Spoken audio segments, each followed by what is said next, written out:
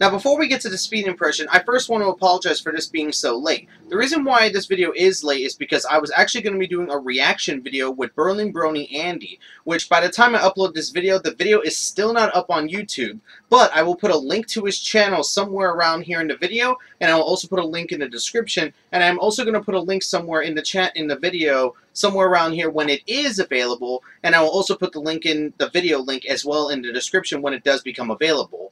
So without further ado, let's get to the speed impression.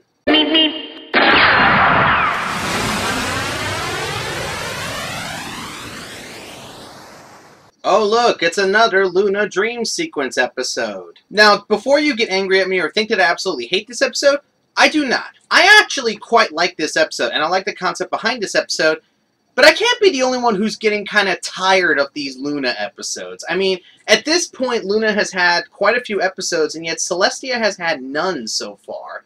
And it is kind of getting a bit tiresome with the Luna episodes. Just wanted to point that out there before I got to the actual thoughts of the episode. Now, what are my thoughts on the episode? Well, the idea is Luna had a good dream for once, and she says that's not supposed to happen. We end up finding out that there's this weird being, I forgot the name of it, that is apparently infecting other ponies' dreams, starting with the main six and then all of Ponyville, which is supposed to be feeding off of the misery and otherwise of other ponies, to the point that it becomes more and more powerful. As it becomes more powerful, feeding off of this misery and the nightmares, it can become so powerful that it can leave the dream realm, and it can actually hurt the rest of the world, like the physical world. So in a sense, this thing is like Freddy Krueger, where he starts off so weak that he can't hurt anyone, but just like, terrify him and stuff like that. But then later, he becomes so powerful that he can actually kill in their dreams. So it's kind of like the same concept here. And the one thing I liked about this concept is that the being is supposed to be something that Luna created to try to punish herself for the mistakes that she made when she was Nightmare Moon.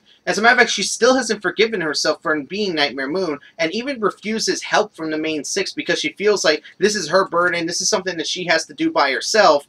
And it really does show, because she begrudgingly accepts the main six help at the end. I do like the ending portion where she does learn that she can't be, punishing herself so, viciously like this. Like, she can't keep punishing herself for past mistakes. She needs to be, she needs to be able to accept herself for who she is and become a better pony in that right, rather than just punishing herself over and over and over again. And I quite like this idea, because it definitely plays into, I've done this a few times myself, punishing myself, so I can relate with the episode. I guess the only problem I have with this episode is that because of it being a dream sequence, it's very hard to take serious, but then again, because of it being a dream sequence, there's a lot of fun that you can have with it, especially it being a dream, so you can get away with a lot with this episode, but I don't know. It's like, I really do like this episode, but I really wouldn't consider it a favorite episode. I would just consider it an episode I find to be fun to watch and fun to enjoy, and that's pretty much as far as I can go with this episode. So all in all, while this episode has a lot of fun moments to it, I love the moral at the end, and I just love, this idea of Luna punishing herself for her